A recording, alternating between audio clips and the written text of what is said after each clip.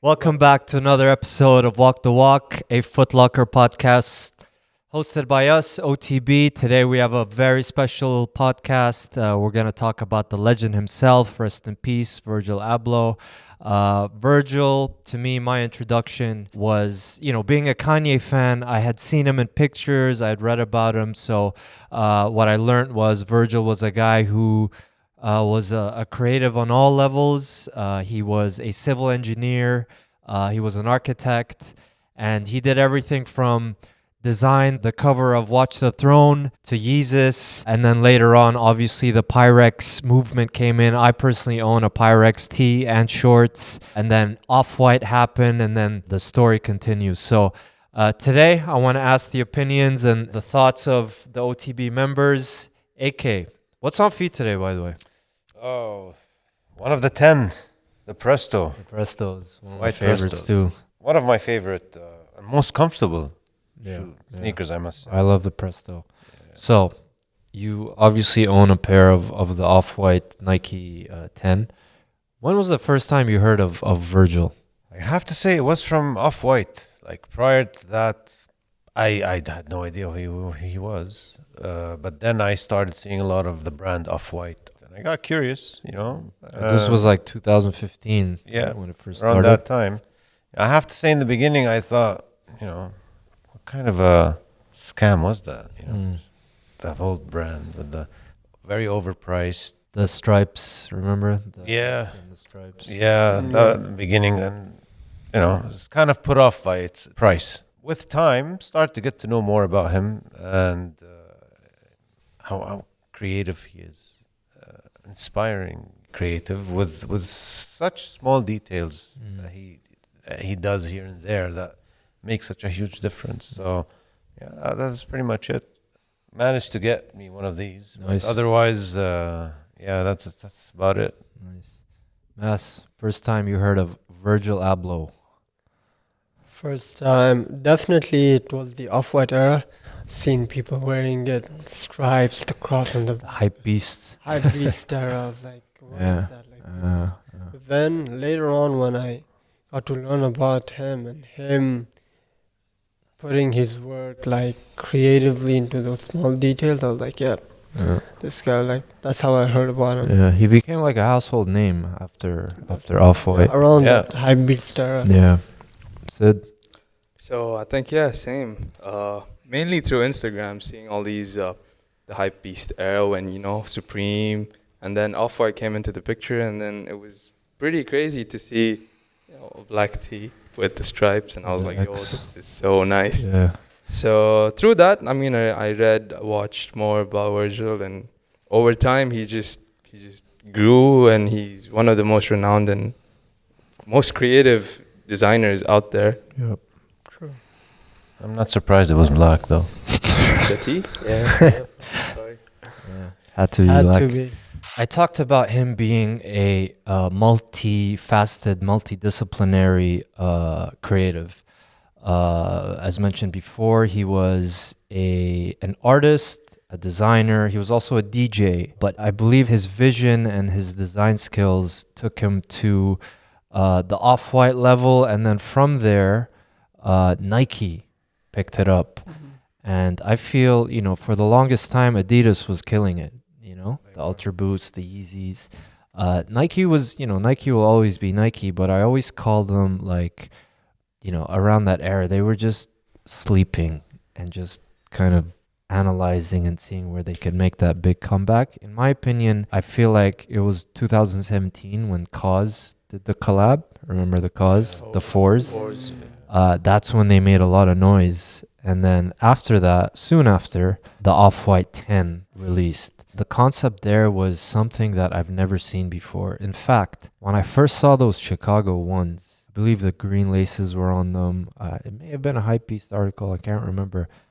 I wasn't very impressed. I thought it was just some custom or a mock-up that I didn't really fully appreciate until I learned more about the concept. So, AK, when you first saw that shoe, and I'm pretty sure you remember the first time you saw it, what did you think?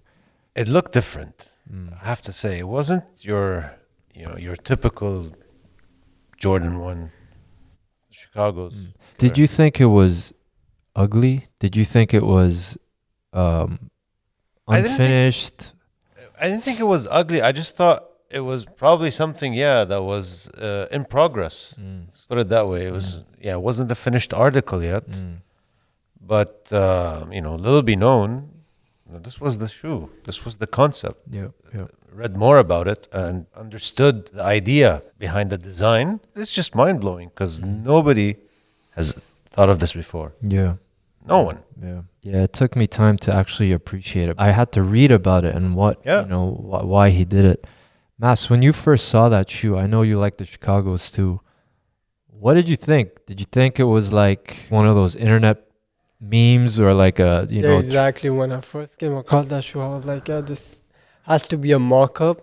Someone just like a custom artist, just like playing around with the shoe. Yeah. But it was really creative with the details on the Right. soles, the zip tie. deconstructed. Yeah, it was stuff. deconstructed. So that's the aesthetic he was going with, which is really creative. And it's always evolving. Yeah, he It was did. always evolving in that process. That's creative. Sid, you and I personally shot that shoe Yeah. quite a bit. Remember that? You actually got to see it up close before a lot of people. So what did you think before you shot with me and when you actually saw it in person? So when I saw the shoe originally, I was quite fascinated because I've never seen something like that. And to see a stripped down or like deconstructed version of the Chicago, it was quite beautiful.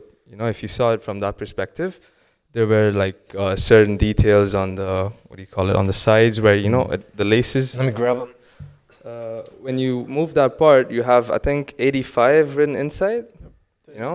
Certain details, the stitching, the coats, everything in coats. Yeah, so like you mentioned, Somewhere here you have 85. 85 here, Yeah, the there. detail. Yeah. The padding. All of those, the tiny details. Beautiful shoe. So the first time I saw this like unfinished tongue was on this shoe. Now every single Yeah, the Sakai's have it now. Sakai's, I think I even saw an Adidas with this. And it's light. So I don't know if he took this or You have the protection pack from New Balance. Also, that kind of has also, unfinished. but this thing was new. Yeah, this was. This They was do new. that now for Nike tees. Have you seen it? Yeah, that same. The text. This. I love Yeah, this. yeah. I'm still a bit paranoid about, man, because that's Stripping? like, obviously this is like, and they're supposed to yellow. Yeah, and as it ages, supposed to yellow. they get these lines like the ones you see here. They weren't there when you originally got it. No. So those are like details. I'm just looking at them now. They're just. And then remember the what do you call them? Zip tags. Oh yeah. Yeah. Those What- used to. What was that all about? When I saw them, You wanted to cut him off. You were like the day we were shooting. You're like, I'm gonna cut him off. yeah, I No, wanted no, to, no. but that was then, the staple. but then it's That was the staple. I don't wear them anymore. Well, sometimes I do. Depends on the shoe. But yeah, what a Those shoe! used What a to- game changer, huh? Just those tags used to go on eBay for like hundreds of dollars Really? in those days. Early. A lot of custom sneaker designers, crafters are just doing that with every shoe. Yeah, They're throwing that they off-white copy effect that with it. onto any Nike shoe or even Adidas. Yeah. Coming out with that. He set a new standard. Yeah. Like even in the beginning when I looked at the laces, and it had the shoelaces. Oh yeah, the It was shoelaces. that little detail. Yeah, In yeah, the yeah. beginning, I was like, oh, what is that? Yeah. But then it just grows on you. Yeah. I mean, it's right there. You don't notice it, but then Yeah. again, and evolved over time. so many people on Instagram just started using those quotes, Yeah. like Yeah. in the captions, Even whatever. till this date, which They is kind of still- weird. They still, yeah, a lot of people. If you do that, I think you should stop. It's 2022. The world's changed. Yeah, a lot of people. I do still see it. I mean, it's an OD to Virgil, but yeah. Just to kind of backtrack again on the success of Virgil. So I remember watching this video of these, I think 4, maybe 5 guys in a gallery where there was some art in the background. There was some like crazy hip hop beat playing. I don't know if you guys have seen this. And then they take out spray paint. They write Pyrex on it. And one guy's wearing a hoodie that's yellow, one blue. And I watched that. I thought it was so raw And it's like I've never seen anything like that. And the contrast was like these street dudes in a nice gallery and just spray painting. So when I saw that, it it spoke to me right away. And then when I saw the actual garments, what he did was is he took a Champion tee or a Champion pair of shorts, and he just printed Pyrex on it. And he was lucky to be in the circle of Kanye. So when Kanye wears something like that, obviously everybody wants to buy it. So I feel because of the success of Pyrex, Off-White was established. And Off-White, we talked about that as well, was to me one of the most important streetwear brands, if not the most, and all started by Virgil. And I think with his success with Pyrex and his other projects, people were able to believe in him and invest in his ideas. So, and Off-White was just everything a streetwear guy wanted to see. He had those the X's on the back, the stripes. A lot of his stuff were hoodies. Yeah, the text. Nike saw that. Nike picked it up. Now, apart from that, he had collabs with IKEA. A few car collabs as well. The Maybach. So many things. I can't even, just too many collabs. The level he took it after the Nike and after the IKEAs and after all those collabs was LV, a luxury brand, realized that this guy really has a huge influence and impact on youth, on pop culture, not just streetwear culture. So they took somewhat of a risk because it's not your conventional head of creative for menswear designer. AK, when you read that news, what did you feel like right away? Were you surprised? Were you happy? Like, what was the first thing that came to your mind? Streetwear was about to explode. First thing. For a brand, a luxury brand like LV that's very exclusive to a very niche of people, to hire someone like Virgil, who's very known for, his streetwear brand, to be their head of creative, was bold. I think also was genius because just like with Nike, it took them, it opened doors for a much bigger niche for them. Yeah. And I'm sure it made them tons of money and still does to this very day. Right. And they saw, who mentioned this earlier? They saw the success with Supreme. Yeah. I mean, it was like I said, it was very bold, but again, it paid off at the end of the day. Yeah. They took a risk and it paid off for them. Yeah. Just like with Nike. I mean, with Nike, it wasn't more of a risk. It was more of a lifeline, in my opinion, back then. True. Because, that with that 10 series, just took Nike back up there. Yeah. It was in stages, one shoe would come out. Yeah, it was evolving. Exactly. There's the next one. Which one is the next one? Yeah. And then the 10 came out.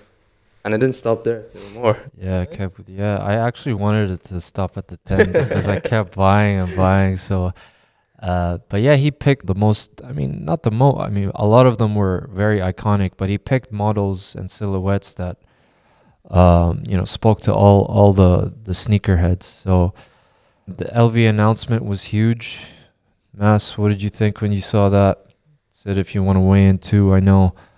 So I always used to see LV as the rich old people back in the days, rich old people. But when Virgil came up and he became the creative director, it opened the not creative director. I don't know actually. Was it the chief designer? Chief designer? Either art director or creative director. For menswear, right? Yeah, for menswear. But either way, he was running the show for the menswear. So yeah. I just saw like the future of LV would be more like streetwear collabs and this, like different use of their materials and designs and incorporating that into like streetwear.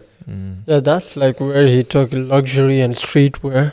Made it official and mainstream. Yeah, absolutely. I feel like that was huge. The Supreme collab was one. But when Virgil came in and did that or when they appointed him. For me, when I first read it, the first thing I thought of was a story, something that happened to me. I believe it was a store in London. I walked in, I'm not going to say the street. Okay. Sloane Street. I walked into the store. I was wearing an off-white hoodie. This was around 2015. It had the X on the back, the striped sleeves. And I walked in. The first person I saw didn't give me the best welcoming look. It was more of a... I felt this way where, you know... Belong here. Not yeah, welcomed. you know, it wasn't a very welcoming look. And I believe it was because of the way I was dressed and mainly because of all the stripes on my sleeves and maybe the J's that I was wearing. But I do remember very vividly that it wasn't a very welcoming look. When I did read the news, when he had that position at LV, the first person I thought of was that person, that lady who gave me the, you I know? wanted to go back there and be I like, want to go back now. there and say, you, store manager, really. So this was the first thing, and it just, you know, that story, and the point of me telling that story is, you know, he broke down barriers. You Yeah. know, he did something that, you know, not a lot of people can do, and now people see, oh wow, it's possible. Yeah, anything's possible. You know, he brought his world into luxury, which is amazing. So yeah, the moral of that story is don't let anyone tell you anything otherwise, and True. you know, look what he did with LV. Do you think Virgil changed the game and definition of a collab between brands? Back then, a brand was confined to, you know, their designs, whatever. And now you have like brands like Balenciaga and Gucci. Collaboration between them.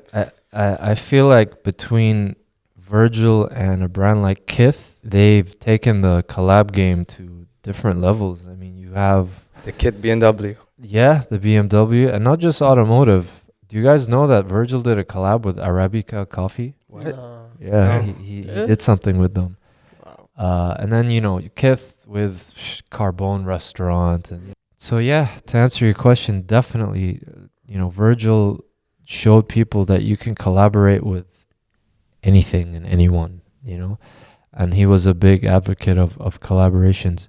What was your, what would you say your favorite collaboration is? Or your, let's say your favorite Virgil project, which many of were collaborations? I mean, look, for me, there are a lot. If I had to pick one, it's got to be Nike. Nike. Yeah. Maybe it's that sneakerhead part of me. Yeah, But definitely. it's Nike for me. Yeah. Favorite Nike, Oh man, it's got to be the the one we Chicago's, just man. Those yeah. grails, Yeah. Nike grails. Yeah, they're beautiful. Hopefully this summer. Maybe. Maybe not. If I win the lottery. Yeah, where are you going this summer? California. Oh, yeah. Oh, Ooh, nice. okay. Nice. You're gonna hit Fairfax. Yeah. Good luck. Yeah. Good luck. Chick-fil-A first, huh? That's got to be right. Plane, hotel, Chick-fil-A. Nice.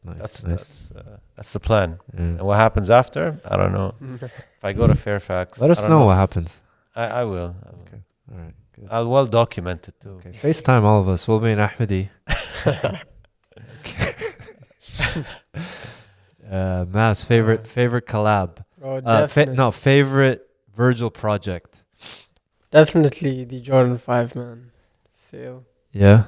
But what about the Nike The- 10 as the well, Nike 10. and the Jordan sale? That's nice. That came out more recently. Yeah, that's- Said favorite Virgil. Yeah, I know. Wait, let me It's guess. the- No, you could tell. Say it. Go on. I mean, it's the The Volvo Maybach. collab. not the Maybach actually. The Maybach would be the second. It's the one where he converted the G-Wagon into a race car. Yeah. And it's so crazy to think because you never imagine a G-Wagon, the most raw military. I mean, they made it a bit luxurious now, but you know the purpose was to be raw off-roader. Yeah. He took that car and he made it a race car. that was still wrong. Amazing. He lowered it. It looked like a rally car. Yeah. That's a it. rally It was car. not I really remember a race track, maybe track. I think. track. I Yeah, think I it's a remember track car. the insides. There was a roll cage. the roll race- cage. race that's it. steering. Yeah. Just the tactile buttons for just a few basic things that you need. Yeah, if you think about it, conceptually, it's like what he did with streetwear and LV.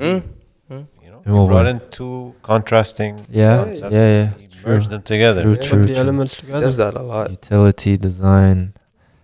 For me, I mean, definitely the Nike Off-White project was my favorite. Let's talk about his impact on LV, and within LV, the projects he had. For example, the NBA collab. I'll never forget what he did to Madison Square Garden. Mas, you saw that, right? It was like an orange floor or like floor with the purple lighting. and then the NBA trophy case. The Like these are things like, you know, I'd never expect to see from LV. And you know, with him being a sneakerhead, you can see the influence he had on the sneaker line of LV. A bit of Jordan 1, a bit of Jordan 3. He was, you know, he just brought his story to wherever he was working, you know.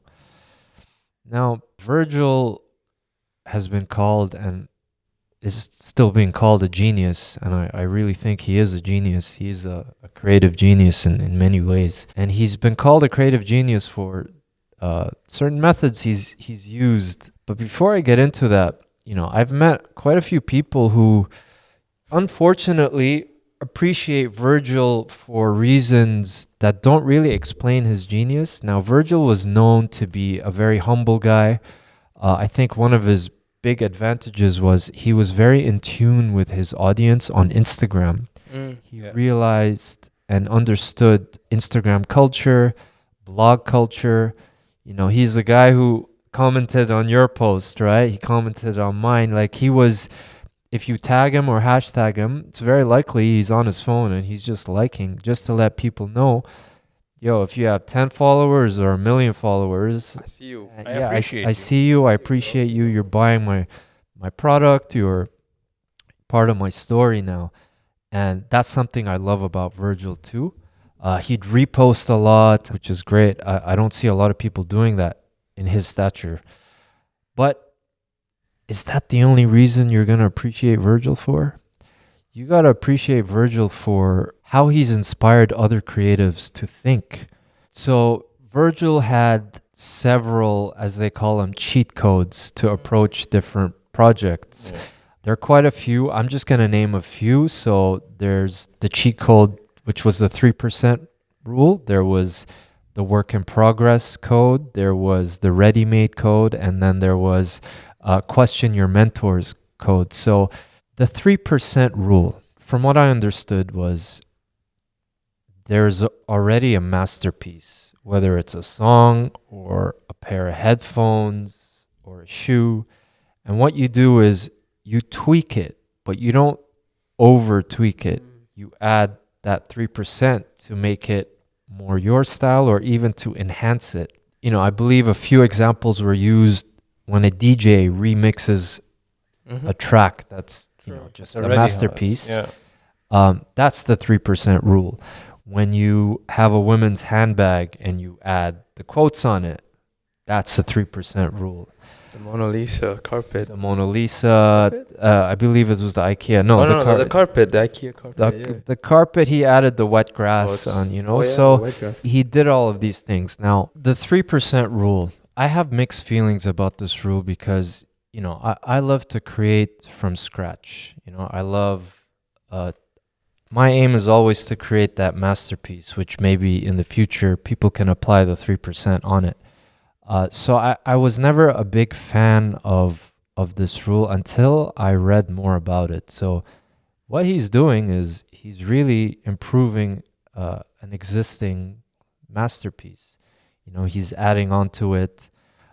He's tweaking it. So to me, another word for 3% rule is tweak, you know, in a good way in his case. So I do appreciate that rule more now that I've studied it. What do you think, AK, about the 3% rule? From the outside, if you look at it initially and you think about it, you know, as a first impression, you'd be like, that's like easy. You know, anybody could do that. Yeah. But then when you see what he's done, yes, it is very simple. But if it is that simple, why hasn't anyone done it before? He's the first to do that. Right. He introduced that concept. Right. And I think with his reputation, he made it look cooler, right? Oh, Exactly. Virgil, you know, just, yeah. Whether it's by adding just, you know, a quote on a clock like he did with IKEA or those little details on that, you know, on that table. Yeah. It makes a difference. It makes it artistic. Just by simply adding a small little tweak, like you said. Yeah. Which is brilliant. Yeah. Sometimes simple is simplicity, or say simple is more. Less is more. Less is more. More. Simplicity is Less is key. more. Definitely. Definitely. What do you think, Mas, of the 3% rule? Yeah, I mean, it's when Virgil came with that approach, it's like he was looking at it from his own perspective. Something's already there, it's existed, but they don't see it like how he sees it. But when he tweaks it and he adds this creative touch, and people will be like, "Oh, this was already Much there," more but like appealing. Yeah, he did you that a change lot. the way you look at it.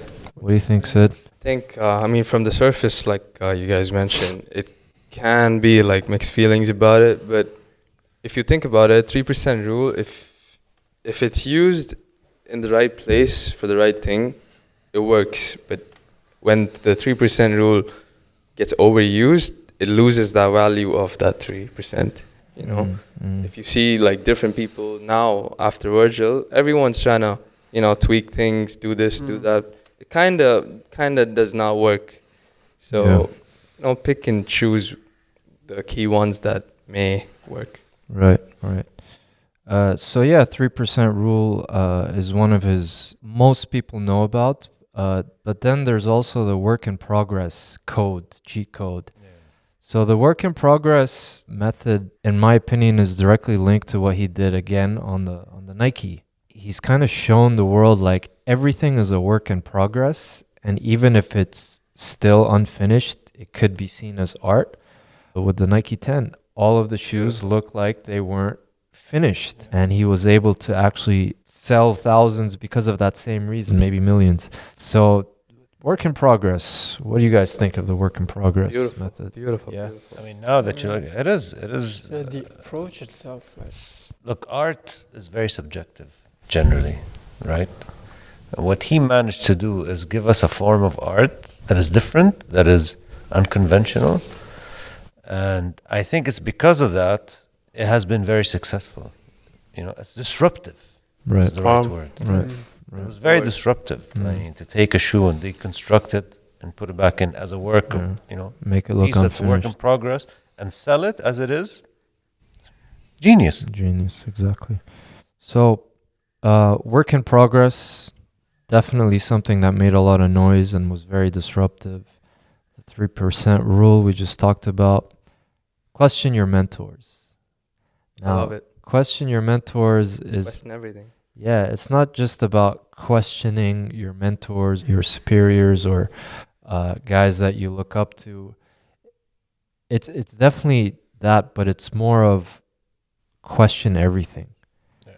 Question just because it's in a book or it's been taught at a university. Obviously, there's a lot of truth that goes into that, but question it. Say, okay, that really makes sense, and that's given me the foundation, but why can't we do this or why can't we do that? So in the past and when I was younger, I'll have to admit that I didn't feel like it was right to question.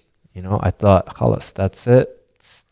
Can't alter it, can't tweak it. It's that. Without even reading about this being part of Virgil's cheat code, I always had this attitude, but for me to read that Virgil actually applied this and had that mindset, I felt like, wow, this is something it should be universal, in the minds of many young creatives. So what do you guys think about the question your mentors? I mean, I think it's crazy. I had that. It hit me like when you were reading it earlier today. I was like, wait, I've questioned everything all my life. Yeah. Like when I was younger, I questioned everything to the point that my parents used to put me in the front seat of the car when we were having like late night drives.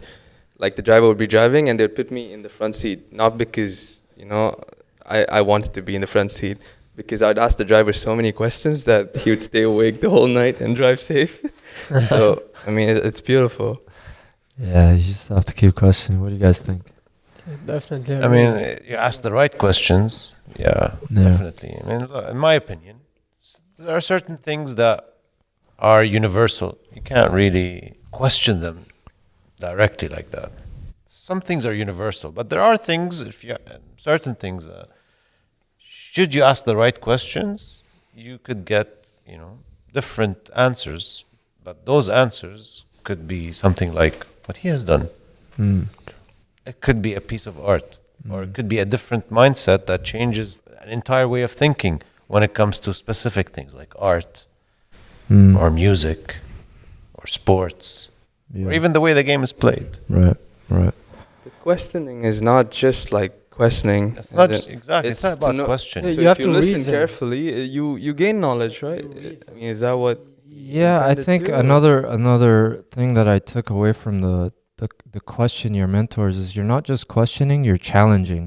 You know, you're That's challenging the norm. You know, you're saying, okay, this really has helped the world, but what if we did this, and what if we did that, and what How if can we, we change? Different you know? perspective. So you're not only questioning, you're challenging, and like you said, okay, you have to ask the right questions, but at the same time, I feel like with this approach, there are no right or wrong questions. You just You know, gotta be you ask curious. away whether you get the right answer or not.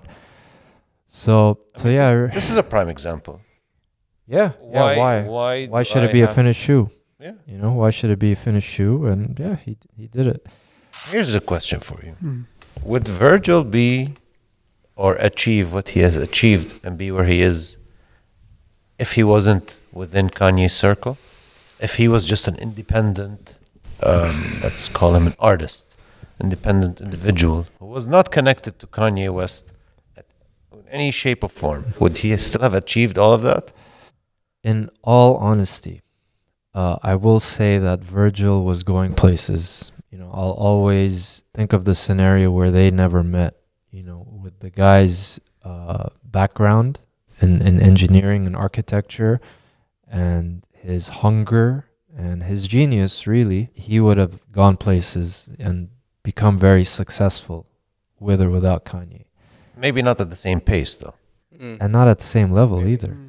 Yeah. Yeah. So with Kanye in his life, it definitely elevated his Yeah. career. No one can deny that. He was in the same circle as the most influential person in streetwear, in music, in pop culture, you know.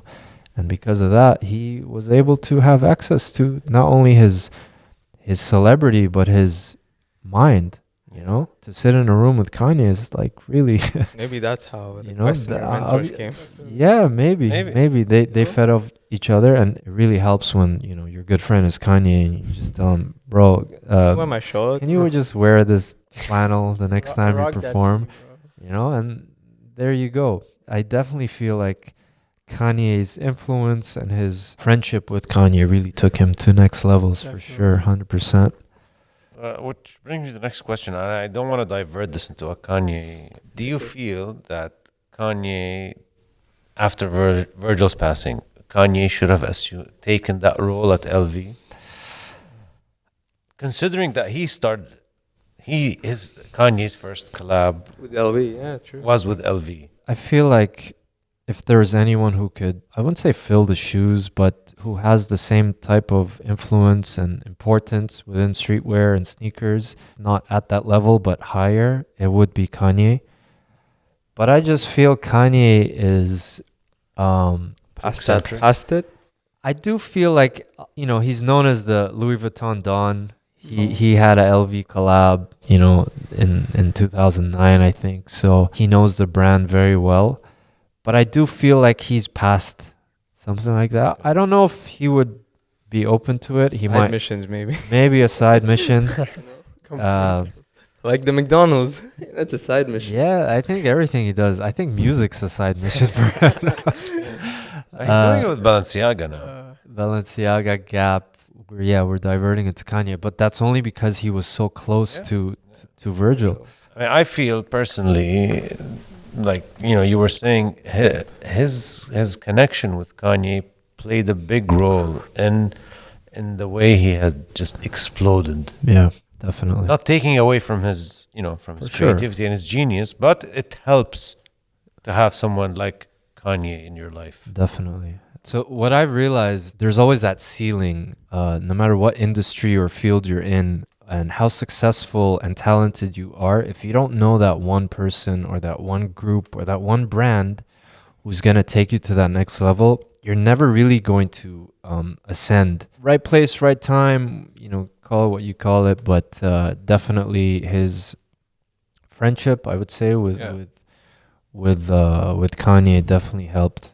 That infamous picture from the fashion. I was just thinking of that. Yeah. I need to frame that photo. Yeah. It's just a beautiful photo. It just represents, you go against adversity and look what happens, you know? I think even back then, when they actually went to the show, people were probably looking at them, and I'm just speculating, looking at them like, what are these guys wearing? What are they dressed like? What is that? That famous With photo. the flannel? Yeah. So yeah, prior to that photo, you know, it wasn't normal for rappers or even black designers or streetwear guys to be at Paris Fashion Week, and then you know, it's probably Kanye sitting somewhere and saying, we're going this year, and look at the bang they made. Going to Paris. Yeah, we're going to Paris. It was iconic photo.